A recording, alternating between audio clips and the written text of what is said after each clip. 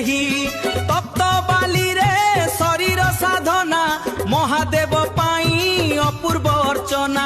ଧୂଳି ଦଣ୍ଡରେ ଜଳେ ପାପ ତାପ ମୁଖରେ କେବଳ ଓମ୍ ନମ ଶିବାୟ ଜପ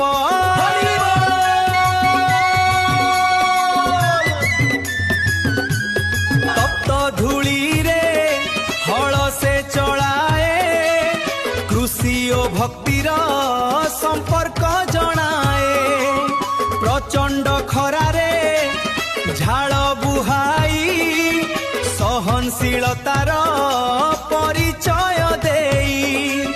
ନିଷ୍ଠାର ସହ ଏହି କଠିନ ବ୍ରତ ଧନ୍ୟ ହେ ଦଣ୍ଡୁଆ ଧନ୍ୟ ତୁମ ସାଧନା ରୁଦ୍ରଙ୍କ ଆଶିଷ ଥାଉ ତୁମ ଶିରେ ଧୂଳି ଦଣ୍ଡ ହେଉ ପୁଣ୍ୟ ପ୍ରସାରୀ।